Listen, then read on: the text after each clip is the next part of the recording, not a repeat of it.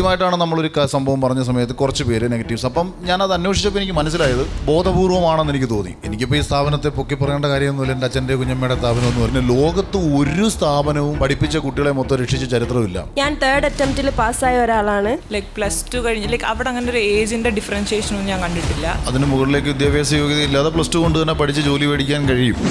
1 week കഴിഞ്ഞപ്പോൾ അടുത്ത് എലിക്കോയിൽ ഞാൻ പ്ലേസ്ഡ് ആയി. എലിക്കോ എവിടെ? ഹൈദരാബാദ് എലിക്കോയിൽ. ഇന്റർവ്യൂ പോലും ഇല്ലാതെ നമുക്ക് OG-യിൽ കയറാൻ പറ്റും. സ്ഥാപനമില്ലേ? അതുപോലെ പ്രശ്നമാണ്. ആണോ?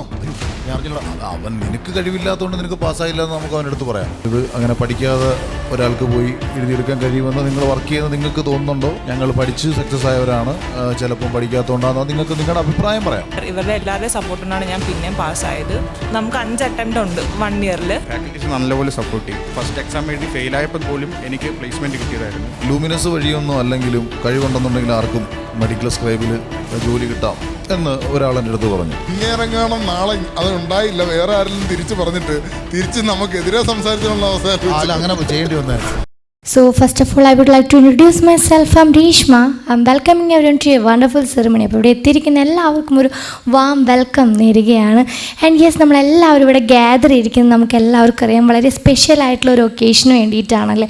സോ നമ്മുടെ Lumini school of medical scribing and കോഡിങ്ങിൻ്റെ അലുമിനി മീറ്റാണ് നമ്മളിവിടെ നടത്താനായിട്ട് പോകുന്നത്. സോ ആസ് യൂഷ്വൽ ഒരു അലുമിനി മീറ്റിനേക്കാളും എനിക്കൊരു സ്പെഷ്യാലിറ്റി തോന്നിയത് എല്ലാവരും പ്ലേസ്ഡ് ആയിട്ടുള്ള സ്റ്റുഡൻസ് ആണ് നമ്മളിവിടെ വന്നിരിക്കുന്നത്. സോ എല്ലാവർക്കും വലിയൊരു വെൽക്കം നേരുകയാണ്. ആൻഡ് യെസ്, സോ നമ്മുടെ ലുമിനീസിനെ പറ്റി ഒരുപാട് ഒരു ഇൻട്രോ ഞാനായിട്ട് പറയേണ്ട ആവശ്യമില്ല എന്ന് തോന്നുന്നു. കാരണം ഇവിടെ ഇരിക്കുന്ന എല്ലാവർക്കും ഒരു കരിയറിൽ ഒരു സ്പേസ് ഉണ്ടാക്കി തന്നത്, അല്ലെങ്കിൽ ഒരു കരിയർ ഗ്രോത്ത് ഉണ്ടാക്കി തന്നതിൻ്റെ ഒരു വേർഡ് എന്ന് പറയാം ലുമിനീസ് പറയുന്നത്. അപ്പം അതിനെപ്പറ്റി ഞാനൊരു എക്സ്ട്രാ ഇൻട്രോ പറയേണ്ട ആവശ്യമില്ല. എങ്കിൽ കൂടി ഞാൻ ചെറുതായിട്ട് കമ്പനീനെ പറ്റിയിട്ട് ചെറിയൊരു ഡീറ്റെയിൽ പറയാനായിട്ട് ആഗ്രഹിക്കുകയാണ്. ആൻഡ് യെസ്, നമ്മൾ സ്റ്റാർട്ട് ചെയ്തത് 2017 മാവേലിക്കര, ആലപ്പുഴ, കേരളയാണ്. 7 ബ്രാഞ്ചസ് അക്രോസ് കേരള. ആൻഡ് നമ്മുടെ 2020 മുതലുള്ള അലുമിനീസാണ് ഇവിടെ ഉള്ളത്. ആൻഡ് യെസ്, നമുക്ക് നിയർ ബൈ 700 സ്റ്റുഡൻസ് ഇവിടെ കംപ്ലീറ്റ് ചെയ്തു. അതിൽ ഓൾമോസ്റ്റ് എല്ലാവരും പ്ലേസ്ഡ് ആണ്. അപ്പോൾ മെജോറിറ്റി നിങ്ങൾക്ക് അറിയാമായിരിക്കും, എല്ലാവർക്കും പരസ്പരം അറിയുന്നതായിരിക്കും. ആൻഡ് യെസ്, വളരെ സന്തോഷത്തോടു കൂടി ഞാൻ ഇൻവൈറ്റ് ചെയ്യണം നമ്മുടെ CEO. നമ്മൾ ഈ അലുമിനിയമേറ്റ് വെച്ചതിൻ്റെ ഉദ്ദേശം ഈ ഒരു മേഖലയെ പറ്റി നമ്മൾക്കറിയാവുന്നത് നമ്മൾ സംസാരിക്കുക എന്നുള്ളതാണ്. ഇപ്പം മിനിമം ഒരു 3 വർഷം എക്സ്പീരിയൻസ് ഉള്ള ആൾക്കാരിവിടെ കാണും, ചിലപ്പോൾ 2 വർഷം എക്സ്പീരിയൻസ് ഉള്ള ആൾ കാണും, ചിലപ്പോൾ ഇന്നലെ ജോലി കിട്ടിയ ആൾ കാണും. എനിക്ക് തോന്നുന്നു ഒരു 2-3 കമ്പനികളിലെ ആൾക്കാർ അങ്ങോട്ടും ഇങ്ങോട്ടും ആയിട്ട് ഇവിടെയുണ്ട്. ഓരോ കമ്പനിയുടെയും സ്വഭാവം, ഒരു ജോലിയുടെ എക്സ്പീരിയൻസ്, കമ്പനിയുടെ നേച്ചർ, ഇങ്ങനെയൊക്കെയുള്ള കാര്യങ്ങളെ സംബന്ധിച്ച് നമ്മളൊരു കാര്യങ്ങൾ നമ്മളുടേതായ ഭാഷയിൽ സംസാരിക്കുകയാണ്. നമ്മളുടേതായ ഭാഷയെന്ന് ഞാൻ ഉദ്ദേശിച്ചത് വളരെ സാധാരണപ്പെട്ട ആൾക്കാർക്ക് മനസ്സിലാകാനായിട്ട് നമ്മളെല്ലാം അങ്ങോട്ടും ഇങ്ങോട്ടും ഇൻട്രാക്ട് ചെയ്യുന്നൊരു ഭാഷയിൽ സംസാരിക്കുകയാണെങ്കിൽ മറ്റുള്ളവരിലേക്ക് പകർന്നു കൊടുക്കാൻ നമുക്ക് സാധിച്ചാൽ അതാണ് ഏറ്റവും വലുതെന്ന് ഞാൻ വിശ്വസിക്കുന്നു. ആ ഹോപ്പ് കൊടുക്കുന്നതായിരിക്കണം നമ്മളുടെ ഓരോരുത്തരുടെയും ഇന്നത്തെ ഡിസ്കഷൻ. ഹാഷിം എൻ്റെ പേര്. ഞാൻ OG ഹെൽത്ത് കെയറിൽ വർക്ക് ചെയ്യുന്നു. ഞാൻ മാവേലിക്കരയിൽ 11ാമത്തെ ബാച്ചിലായിരുന്നു. പിന്നെ ഇപ്പോൾ വർക്ക് ചെയ്യുന്നത് സൈക്കാട്രി ഡിപ്പാർട്ട്മെൻറ്റാണ്. ഡിപ്പാർട്ട്മെന്റ് പറയുന്നുണ്ട്. എന്താണ് വർക്കിനെ പറ്റി? ജോലി അവിടെ പറഞ്ഞതിൽ വെച്ച് ടഫായിട്ടുള്ളതാണെന്നാണ് പറയുന്നത്. പക്ഷേ കുഴപ്പമില്ല, എനിക്ക് മാനേജ് ചെയ്യാൻ പറ്റുന്നുണ്ട്. പിന്നെ സൈക്കാട്രിയാണ്, കൂടുതൽ നോട്ട്സ് എടുക്കണം. അതിനെന്തെങ്കിലും ട്രിക്ക് ഉണ്ടോ മാനേജ് ചെയ്യാൻ? ട്രിക്സ് എന്ന് പറഞ്ഞാൽ ട്രിക്സ് ആയിട്ടൊന്നും ഇല്ല. ജോലി ചെയ്യുമ്പോഴുള്ള ട്രിക്ക് ഇപ്പം ഞാൻ കേട്ടിട്ടുണ്ട്. ഈ സ്ക്രൈബിന് വേണ്ട ഏറ്റവും നല്ല ഒരു കഴിവെന്ന് പറഞ്ഞത് കോൺസെൻട്രേഷൻ വേണമെന്ന് എനിക്ക് തോന്നിയിട്ടുണ്ട്. കാരണം ഒരു ഡോക്ടർ പറയുമ്പം അപ്പം തന്നെ കേട്ട് എൻ്റെ ഷോർട്ട് നോട്ട് എഴുതി അങ്ങനെയല്ലേ ചെയ്യുക? ഇല്ല, തുടക്കം കയറിയപ്പോൾ ഒരു പിടുത്തമില്ലാത്ത ഒരു ജോലിയായിരുന്നു. പക്ഷെ കയറി തുടങ്ങി 1-2 ഒരാഴ്ച മതി. ഒറ്റാഴ്ച കൊണ്ട് നമുക്കാണെങ്കിൽ അത് നമുക്ക് ആ സ്കില്ല് കാര്യങ്ങൾ അതൊക്കെ നമുക്ക് പിടിച്ചെടുക്കാൻ പറ്റും. റിസൾട്ട് വരുന്നതിന് മുന്നേ ജോലി കിട്ടിയ എത്ര പേരുണ്ട് ഇവിടെ? 1, 2, 3. നീ പിന്നെയുണ്ട്. 3 പേരുണ്ട്. റിസൾട്ട് വരുന്നതിന് മുന്നേ ജോലി കിട്ടി. എവിടെയാണ് കിട്ടിയത്? Microsoft nuance. പറയും, എന്താ പറഞ്ഞോളൂ. റിസൾട്ട് വരുന്നതിന് മുന്നേ ഇൻ്റർവ്യൂ അറ്റൻഡ് ചെയ്തിരുന്നു. അവിടുന്ന് പ്ലേസ്ഡ് ആയി. എന്താ പോന്നെ? എനിക്ക് OG ഹെൽത്ത് കെയറിൽ വർക്ക് ചെയ്യണമായിരുന്നു. Okay, OG health care work. എന്താ OG ഹെൽത്ത് കെയറിൻ്റെ പ്രത്യേകത? എന്താ OG ഹെൽത്ത് കെയർ വർക്ക് ചെയ്യണമെന്ന് ഭയങ്കര ആഗ്രഹം തോന്നാനുള്ള കാര്യം? ബാംഗ്ലൂർ ആയതുകൊണ്ട്. നുവാൻസിൻ്റെ ബാംഗ്ലൂർ ഓഫീസില്ല? വർക്ക് ഫ്രം ഹോം ആയിരുന്നു അവർ ആ സമയത്ത് വർക്ക് ഫ്രം ഹോം തന്നായിരുന്നു. അതുകൊണ്ട് അവിടെ വേണ്ട, വീട്ടിൽ നിന്ന് മാറി നിൽക്കണം, അല്ലെങ്കിൽ ബാംഗ്ലൂർ എന്ന സ്ഥലം ഇഷ്ടമായതുകൊണ്ട് നമ്മളിവിടെ വന്ന് വർക്ക് ചെയ്തു. ഓക്കെ, ഇനി എന്താണ്? ഇപ്പോൾ എത്ര നാളായി? ഇപ്പോൾ 1.5 years ആയി. 1.5 years ആയില്ല. അപ്പോൾ എന്താണ് അത് ഇവിടുത്തെ ഒരു എക്സ്പീരിയൻസ് കാര്യങ്ങളൊക്കെ? നല്ല എക്സ്പീരിയൻസ് ആണ്. നല്ല ഡോക്ടറാണ് കിട്ടിയേക്കുന്നത്. ഇന്ത്യൻ ഡോക്ടർ തന്നെയാണ്. ഇന്ത്യൻ ഡോക്ടർ തന്നെയാണ് അല്ലേ? അപ്പോൾ കമ്മ്യൂണിക്കേഷൻ കാര്യങ്ങളൊക്കെ കുറച്ചുകൂടി കംഫർട്ടബിൾ ആയിരിക്കും അല്ലേ? ഇന്റേണൽ മെഡിസിൻ ആണ്. ഫസ്റ്റ് പറഞ്ഞ പോലെ നമുക്ക് ബുദ്ധിമുട്ടായിരുന്നു. നമുക്ക് ഇന്ത്യൻ ഡോക്ടർ ആണെങ്കിലും പുള്ളിക്കാരി കുറേ നാളായിട്ട് അവിടെ തന്നെ ഉള്ളതായതുകൊണ്ട് നമുക്ക് സ്ലാങ് ഒക്കെ മനസ്സിലാക്കി എടുക്കാൻ ഭയങ്കര ബുദ്ധിമുട്ടായിരുന്നു. പിന്നെ ഡോക്ടർ മാത്രമല്ലല്ലോ, പേഷ്യൻസും നമ്മൾ സംസാരിക്കുന്ന ഡോക്യുമെൻ്റ് ചെയ്യണമല്ലോ. അപ്പോൾ അതൊക്കെ ഭയങ്കര ബുദ്ധിമുട്ടായിരുന്നു. ഞാൻ MSc ജെനറ്റിക്സ് കഴിഞ്ഞ ഒരാളായിരുന്നു. അപ്പോൾ അത് എനിക്ക് മെഡിക്കൽ ലാംഗ്വേജിനോടൊക്കെ ഒരു ഈസി ആക്കാൻ പറ്റി. ഈ കോഴ്സ് വന്ന സമയത്ത് ഇതേപോലെ എല്ലാവരും ഫസ്റ്റ് അറ്റംപ്റ്റിൽ ഒന്നും ക്ലിയർ ആവത്തില്ല എന്ന് പറഞ്ഞിട്ടുണ്ട്. പക്ഷേ എന്താ, എനിക്ക് ടൈപ്പിംഗ് ഒക്കെ ചെയ്യുന്ന സമയത്ത് തന്നെ ഭയങ്കര സ്പീഡ് കുറവായിരുന്നു. ഞങ്ങളുടെ കൂട്ടത്തിൽ തന്നെ ഒരു പക്ഷേ ഞാനായിരിക്കും ഏറ്റവും കുറവ് സ്പീഡുള്ളത്. അപ്പോൾ ഓരോ വട്ടം നമുക്കറിയാമല്ലോ നമ്മുടെ എവിടെയാണ് നമ്മുടെ ഇപ്പോൾ 4 സബ്ജക്റ്റ് ഉണ്ടെങ്കിൽ അതിൽ ഏതാണ് നമ്മുടെ വീക്കെന്ന് മനസ്സിലാക്കുക, ഏതാണ് നമ്മുടെ സ്ട്രോങ് എന്ന് മനസ്സിലാക്കുക. അപ്പോൾ അതിന് ടൈം സ്പെൻഡ് ചെയ്യുക. അപ്പോൾ അതായിരുന്നു പഠിക്കുന്ന സമയത്ത് ചെയ്തുകൊണ്ടിരുന്നത്. അങ്ങനെ ഫസ്റ്റ് അറ്റംപ്റ്റ് കിട്ടി. ഇപ്പോൾ OGയിൽ വർക്ക് ചെയ്യുന്നു. OGയിൽ വർക്ക് ചെയ്യണം. ഓൾമോസ്റ്റ് എല്ലാവരുടെയും ഒരു ഡ്രീം കമ്പനിയാണെന്ന് തോന്നുന്നു OG അല്ലേ? ഓക്കെ, അപ്പോൾ അവിടെ വർക്ക് ചെയ്യുന്നത് എത്ര നാളായി അവിടെ വർക്ക് ചെയ്തുകൊണ്ടിരിക്കുന്നു? ഇപ്പോൾ 1.5 years. 1.5 years. എന്താണ് OGയിൽ വർക്ക് ചെയ്തിട്ടുള്ള ഒരു എക്സ്പീരിയൻസ്? എല്ലാവരും വേറെ വേറെ ഡിപ്പാർട്ട്മെന്റ്സ് ആയിരിക്കും. അപ്പോൾ എന്താണ് നമ്മുടെ ഡിപ്പാർട്ട്മെന്റിന്റെ ഒരു ഇത് പറയാം? ഏത് ഡിപ്പാർട്ട്മെന്റിലാണ് ഇപ്പോൾ കറന്റ്? ഞാൻ ഓങ്കോളജിയാണ്. ഓങ്കോളജിയാണ്. ഞാൻ പഠിച്ചതുമായിട്ട് എനിക്ക് കണക്റ്റഡ് ആണ്. കാരണം ജീൻ റിലേറ്റഡ് ആയിട്ടുള്ള ക്യാൻസർ റിലേറ്റഡ് ആയിട്ടുള്ളത് വരുമ്പം എൻ്റെ MSc ജെനറ്റിക്സുമായിട്ട് എനിക്ക് കുറേ ടേംസ് ഒക്കെ ഇച്ചിരി കൂടെ അറിയാം. അപ്പോൾ അത് പിന്നെ അതേപോലെ തന്നെ അതും എനിക്കൊരു ശരിക്കും ഡെയിലി ഓരോ എക്സ്പീരിയൻസാണ്. കാരണം ഇപ്പം ഡോക്ടർ ആണെങ്കിൽ തന്നെ ആയാലും ഓരോ ക്യാൻസറിനെ ട്രീറ്റ് ചെയ്യുന്ന രീതി പല രീതിയിലായിരിക്കും. അപ്പോൾ അതിനെപ്പറ്റി നമ്മൾ ഇൻട്രസ്റ്റ് കാണിക്കുമ്പോൾ നമുക്ക് ഇച്ചിരി കൂടെ എക്സ്പ്ലെയിൻ ചെയ്തു തരും. അപ്പോൾ ഒരു പേഷ്യൻറ്റിനെ കാണുന്നതിന് മുമ്പ് ഞങ്ങൾക്കൊരു ഡിസ്കഷൻ കാണും, അതിന് ശേഷം ഒരു ഡിസ്കഷൻ കാണും. പിന്നെ ഇതിൻ്റെ തുടക്കത്തിൽ നോട്ടൊക്കെ അപ്പം ക്ലോസ് ചെയ്യാൻ ഭയങ്കര പാടായിരുന്നു. കാരണം നോട്ട് ഓൺ ദ ഹോളിൽ ക്ലോസ് ചെയ്തിട്ടാണ് അടുത്ത പേഷ്യൻറ്റിനെ കാണാൻ പോകുന്നത്. അപ്പോൾ 20 പേഷ്യൻസ് ഒക്കെ ഉള്ള ഒരു ഷിഫ്റ്റിൻ്റെ ഡേയിലാണെങ്കിൽ കണ്ടിന്യൂസ് നോട്ട് എടുക്കണം, ഇതിൻ്റെ ഇടയ്ക്ക് നമ്മൾ കേൾക്കണം. അപ്പം പക്ഷേ ഒരു 2 ദിവസം കഴിയുമ്പോൾ നമ്മുടെ വർക്ക് ഈസി ആയിക്കൊണ്ടിരിക്കും. കാരണം നമ്മൾ എന്നും ചെയ്യുന്നത് ഒരേ കാര്യമാണ്. അപ്പം നമ്മൾ കുറേ കഴിയുമ്പോഴത്തേക്ക് അതിനകത്ത് നമ്മൾ ട്രെയിൻഡ് ആയി കഴിയും. പിന്നെ ഇപ്പോൾ വർക്ക് നമുക്ക് അങ്ങനെ ഒരു ബേർഡനോ അങ്ങനെ ഒരു ചിന്തയൊന്നുമില്ല. ഈസിയാണല്ലേ കുറച്ചും കൂടി? അപ്പോൾ ഡോക്ടർ എങ്ങനെ സപ്പോർട്ടാണോ അത് എങ്ങനെയാണ്? പേഷ്യൻറ്റിനെ കാണാൻ പോവുകയാണെങ്കിൽ ഇപ്പോൾ ഒരു ഫോളോ അപ്പ് വിസിറ്റ് ആണെങ്കിൽ അതിന് മുമ്പ് ഞാൻ ചാർട്ട് ക്രിയേറ്റ് ചെയ്യും. ഇപ്പോൾ ന്യൂ പേഷ്യൻ്റ് ആണെങ്കിൽ ആ ചാർട്ട് ഞാൻ ക്രിയേറ്റ് ചെയ്യും. അപ്പോൾ ഒരു ബേസിക്കലി ഒരു പ്ലെയിൻ ചാർട്ടായിരിക്കും. അപ്പോൾ അതിന് ഒരു പാറ്റേൺ കാണും.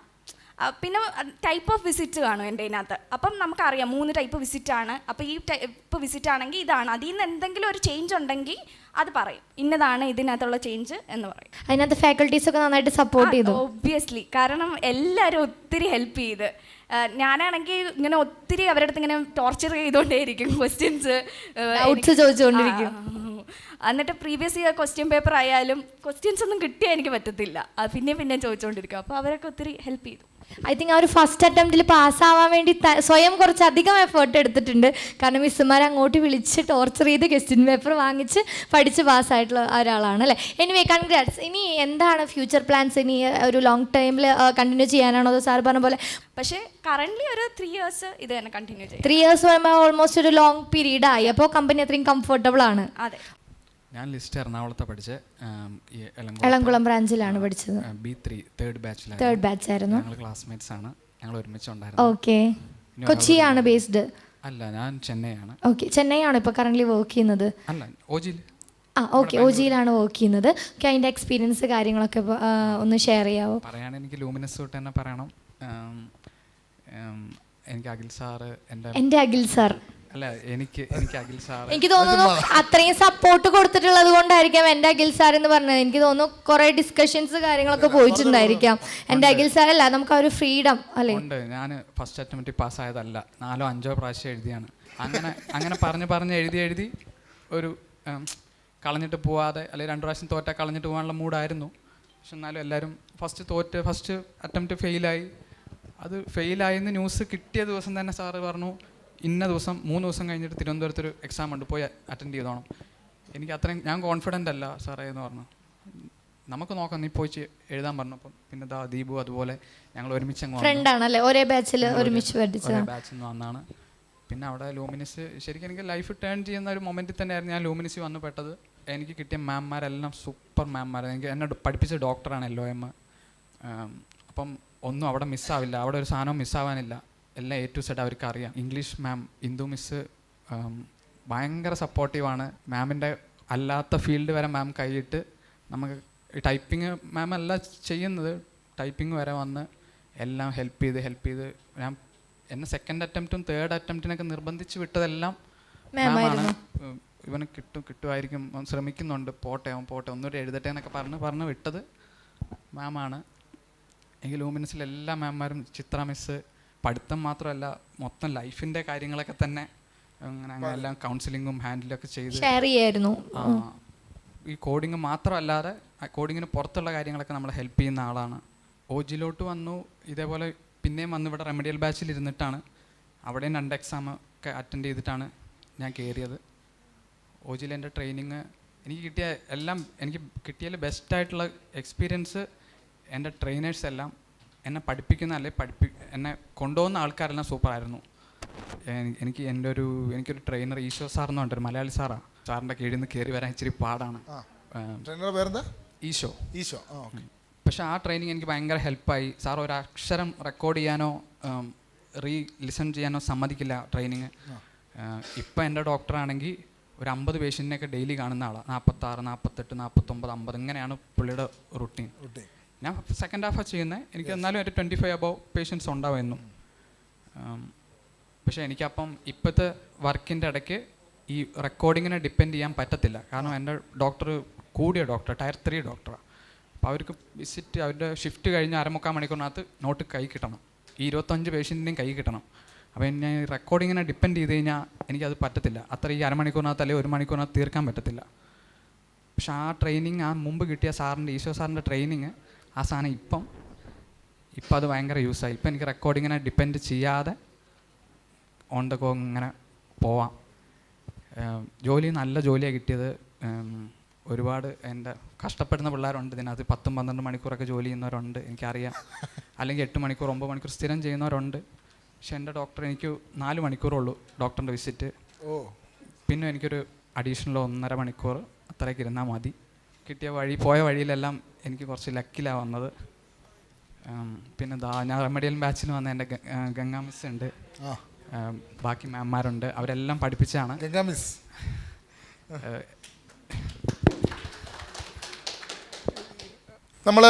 നമ്മളുടെ ഒരു ഗസ്റ്റിനെ ഇന്ന് ഇങ്ങോട്ട് വിളിക്കുകയാണ്. ഓക്കെ, ആളിപ്പം എൻട്രി ചെയ്യും.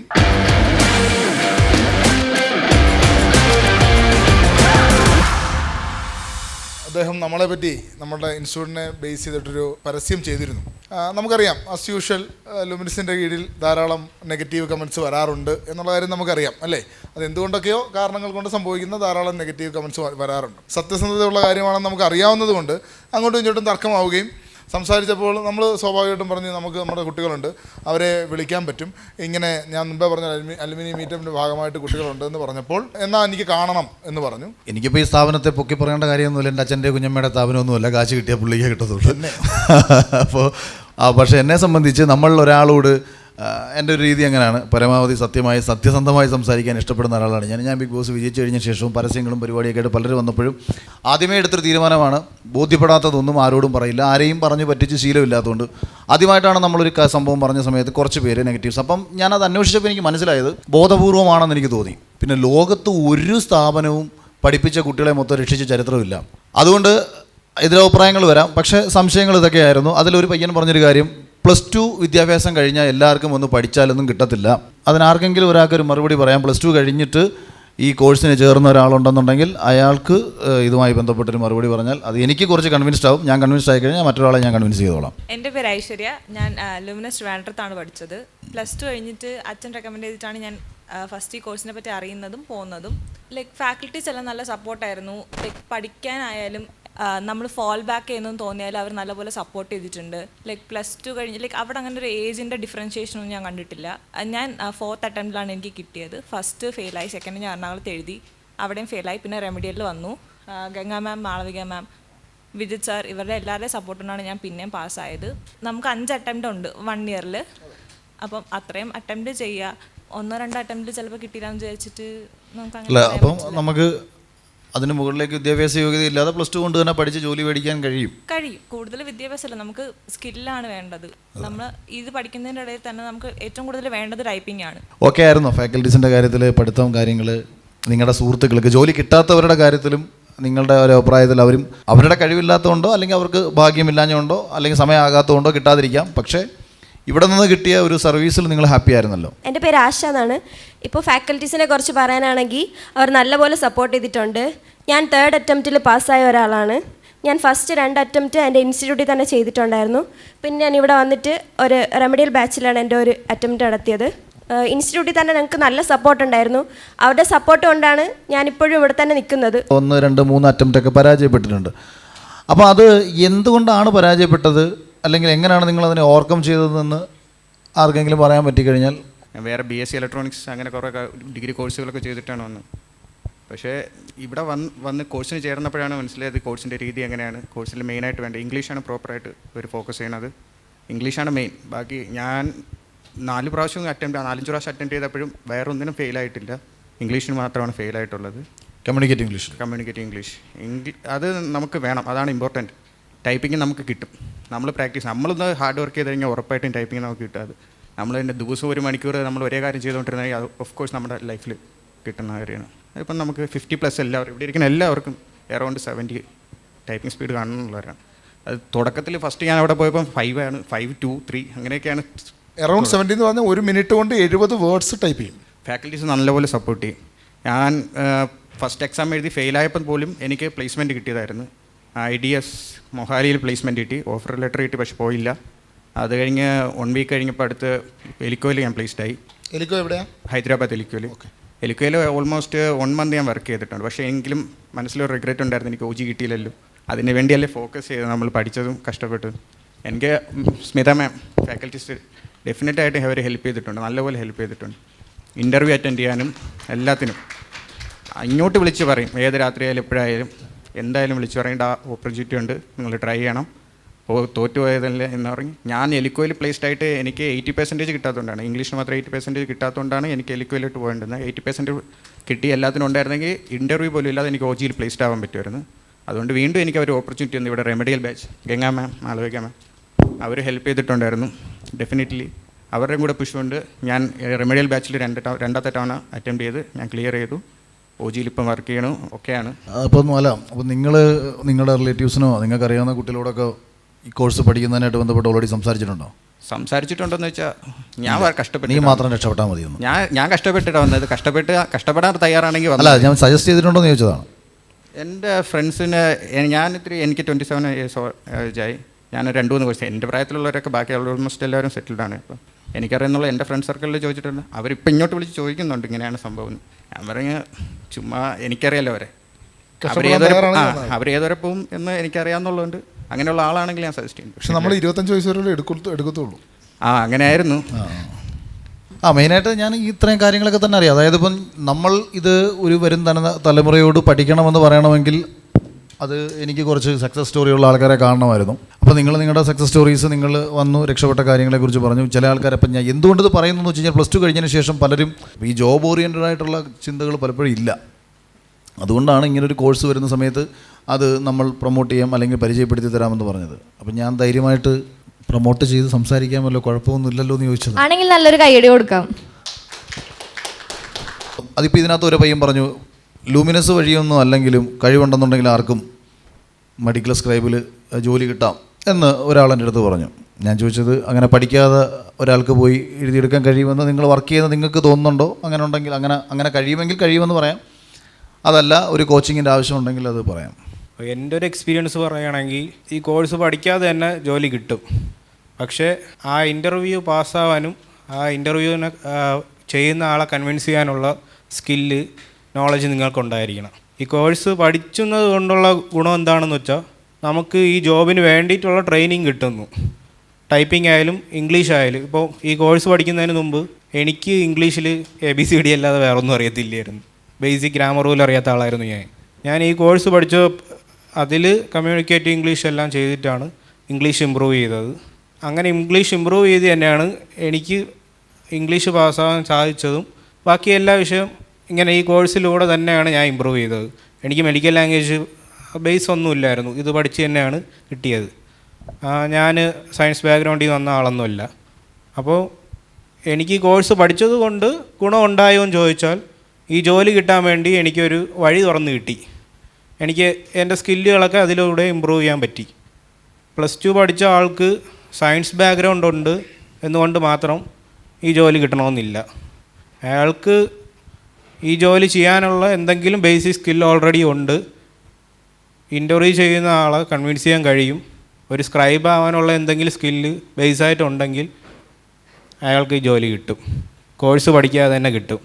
എന്തുകൊണ്ട് ഒരാൾ മറ്റൊരു കോഴ്സിനൊക്കെ പോകാതെ അല്ലെങ്കിൽ മെഡിക്കൽ സ്ക്രൈബ് പോലത്തെ ഒരു കോഴ്സിലേക്ക് വരണം? അതിൻ്റെ സാധ്യതകൾ നമ്മൾ പാസ്സാവുകയാണെങ്കിൽ എന്ന് വെച്ചാൽ 80% മാർക്ക് എല്ലാ സബ്ജക്റ്റിനും ആ ഒരു ക്രൈറ്റീരിയ നമ്മൾ മീറ്റ് ചെയ്യണമെങ്കിൽ നമ്മളൊരു ഇൻ്റർവ്യൂ പോലും ഇല്ലാതെ നമുക്ക് OGയിൽ കയറാൻ പറ്റും. OG ഹെൽത്ത് കെയറിൽ ഡയറക്റ്റ് നമുക്ക് കയറാൻ പറ്റും. അങ്ങനെ കയറാൻ പറ്റാത്ത ആൾക്കാരെയും ഇവർ പ്ലേസ്മെൻറ്റ് തന്ന് സഹായിച്ച് വേറെ കമ്പനികളിൽ കയറ്റുന്നുണ്ട്. പക്ഷേ ഒരുപാട് പേര് എൻ്റെ ഫ്രണ്ട്സ് എനിക്ക് പേഴ്സണലി അറിയാവുന്ന ഒരു അവർക്ക് അത്രയും ഹാർഡ് വർക്ക് ചെയ്യാനോ അവർക്ക് ആ ഒരു ഇതില്ലായിരുന്നു. എന്ന് വെച്ചാൽ ഞങ്ങളെല്ലാവരും ഇപ്പം ഇവിടെ ഇപ്പം വന്നിട്ടുണ്ടെങ്കിൽ ഉള്ള എല്ലാവരും നല്ല ഹാർഡ് വർക്ക് ചെയ്ത് അത്രയും പഠിച്ച വ്യക്തികൾ തന്നെയാണ്. ഒരു അറ്റംപ്റ്റ് ചെയ്ത് അല്ലെങ്കിൽ അപ്പം തന്നെ അവർ ഒരുപാട് ഡെസ്പായി പോയി അവർക്കിനി പിന്നെ വീണ്ടും ചെയ്യാൻ പറ്റാത്തവർക്ക് ഒരിക്കലും എത്തിച്ചേരാൻ പറ്റത്തില്ല, സക്സസ് ആവാൻ പറ്റത്തില്ല. എന്നാലും നമുക്ക് ഈ പ്ലേസ്മെൻറ്റ് അസിസ്റ്റൻസ് ഒക്കെ കിട്ടുന്നുണ്ട്. ഈ വേറൊരു കമ്പനി ഞാൻ ശ്രദ്ധിച്ചെന്ന് പറയുമ്പോൾ ഇപ്പം ഇത് പഠിക്കാതെയും നമുക്കതിൽ കയറാം. ഞാൻ പഠിച്ചത് BA ഇംഗ്ലീഷാണ്. BA ഇംഗ്ലീഷ് പഠിച്ചൊരു വ്യക്തിക്ക് ഇങ്ങനെ ഒരു മെഡിക്കൽ ഫീൽഡിൽ കയറണമെങ്കിൽ എനിക്ക് ലൈഫ് സയൻസ് ബാക്ക്ഗ്രൗണ്ട് ഉണ്ടെങ്കിൽ എനിക്ക് ഡയറക്റ്റ് ഇൻ്റർവ്യൂ അറ്റൻഡ് ചെയ്ത് എനിക്ക് കയറാം. പക്ഷേ ഇവിടെ എനിക്ക് ഈ ഒരു കോഴ്സ് കാരണം എനിക്ക് ഈ ഒരു കോഴ്സിലൂടെ ഒരു ഇൻ്റർവ്യൂ പോലും അറ്റൻഡ് ചെയ്യാതെ എനിക്ക് ഡയറക്റ്റ് കയറാൻ പറ്റിയ. പക്ഷേ എൻ്റെ കൂടെ തന്നെ ഈ ലൈഫ് സയൻസ് പഠിച്ച ആൾക്കാരും ഈ കോഴ്സ് പഠിക്കാനായിട്ട് വന്നിട്ടുണ്ട് എൻ്റെ കൂടെ തന്നെ. പക്ഷേ അവർക്കൊക്കെ വന്നിട്ട് കിട്ടാത്തവരും ഉണ്ട്. അവർക്കൊക്കെ പക്ഷേ ഡയറക്റ്റ് പോയി കഴിഞ്ഞിരുന്നെങ്കിൽ ട്രൈ ചെയ്ത് ഹാർഡ് വർക്ക് ചെയ്ത് എടുക്കാൻ പറ്റിയായിരുന്നെങ്കിൽ അവർക്ക് കിട്ടുമായിരുന്നു. First of all I want to appreciate you because അവരിത്രയും ഇത് പറഞ്ഞപ്പോൾ ഈ ഒരു കാര്യം അതിൻ്റെ ജെന്യൂനിറ്റി അത് ഐഡൻറ്റിഫൈ ചെയ്യാനായിട്ട് ഇപ്പോൾ ഇവിടെ വന്നതിന് ഞാൻ സത്യമായിട്ടും ഐ അപ്രിഷിയേറ്റ്.